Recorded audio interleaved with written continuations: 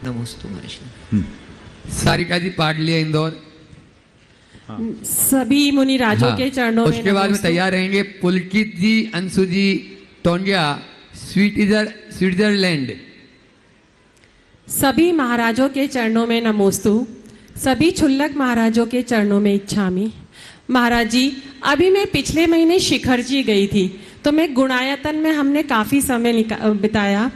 वहाँ के जो गुणायतन परिसर में जो मंदिर बन रहा है, जो निर्माण हो रहा है, उसके जो बाहरी दीवारों पर हमें भैया जी ने समझाया कि ये हाथी हैं, ये देवी जी हैं, हाथी बहुत झूमते हुए, सब हाथियों की जो मुद्रा थी वो बहुत अलग अलग थी।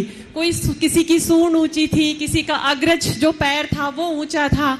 तो भैया जी ने हमें ये समझाया कि सभी भगवान की भक्ति करने के लिए जा रहे हैं और झूमते गाते हुए जा रहे हैं, और सभी देवी जियों के हाथ में बहुत अच्छे अच्छे वाद्य यंत्र थे, तो ये सब भक्ति कर रहे हैं। लेकिन महाराज जी, वर्तमान समय में जब हमारे बच्चे या हम लोग मंदिर जाते हैं, बस चावल उठाए और सीधे मंदिर गए और मंदिर जी में चढ़ाए और ढोक दी, और ज़्यादा हुआ तो अर्घ कर लिया।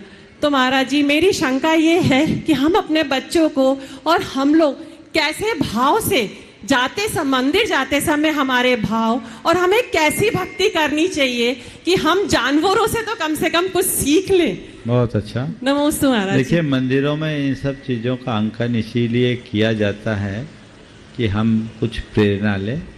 मुझे बहुत प्रसन्नता है कि आपने इसे अच्छे से जाना, और जानने के बाद कम से कम आपके मन में तो आया कि हम ऐसी प्रेरणा लें जी। बाकी लोग तो केवल इस तरह की जानकारियाँ सुनते हैं, हाँ हाँ बहुत सुंदर बहुत सुंदर बहुत सुंदर, लेकिन ये क्यों अंकित किया गया?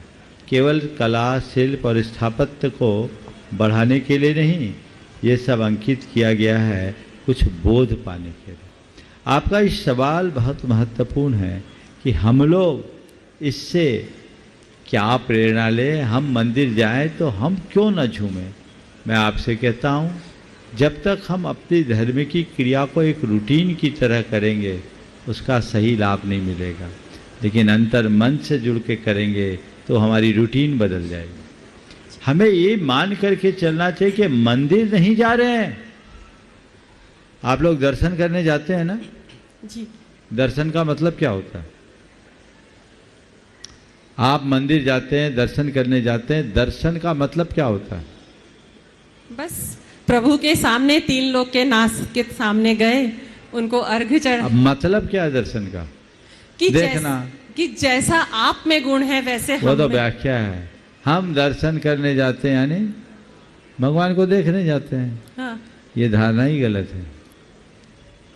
हम दर्शन करने जाते हैं अर्थात भगवान को देखने नहीं जाते हैं, भगवान से भेंट करने जाते हैं, भगवान से मिलने जाते हैं। तो हम भगवान से मिलने जा रहे हैं।